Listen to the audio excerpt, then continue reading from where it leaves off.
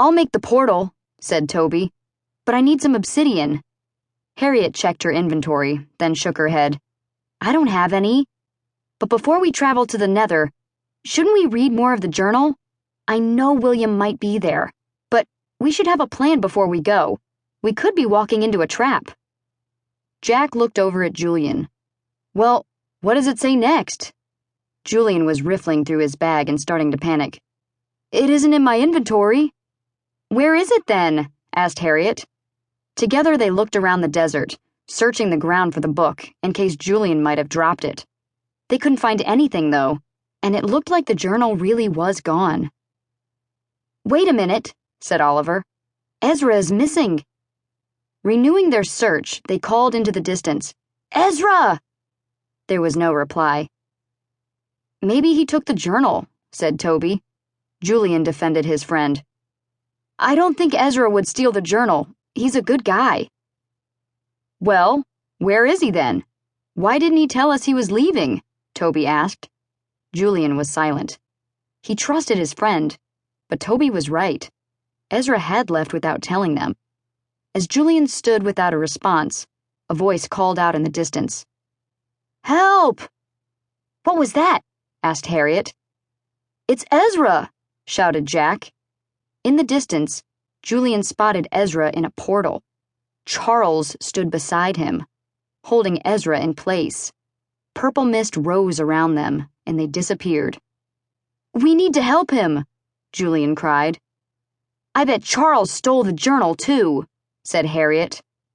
"You're probably right. There's no time to waste. We need to save Ezra," said Julian. "And maybe we can retrieve the journal as well." "We need to find more obsidian," Toby reminded him. The group searched all of their inventories and found enough obsidian to make a portal. They passed through the portal, enveloped in purple mist. Within seconds, they arrived in the Nether. Harriet shuddered as she looked around. She didn't like being in the Nether, and she hoped their visit would be short. Julian broke the portal. He didn't want anyone following them. Then he looked out at the Nether landscape. He couldn't see Ezra or Charles nearby. "We're going to have to search for them. They could be anywhere." Oliver was an expert at crafting maps and had charted many parts of the Nether, but when he spoke, he sounded nervous. "I have no idea where we are. I think we're just going to have to walk around and make our own discoveries." Harriet reassured Oliver. "I know you've been in prison for a long while and this is your first time exploring in ages, but we will find our way. We always do." Of course, Harriet was also nervous, but she knew she had to be hopeful. Being nervous wasn't going to help anyone. Toby and Jack led the way.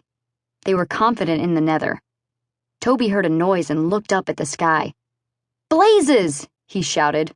"Snowballs!" called Jack. The group grabbed as many snowballs as they could out of their inventories and began pelting the flying, fiery mobs.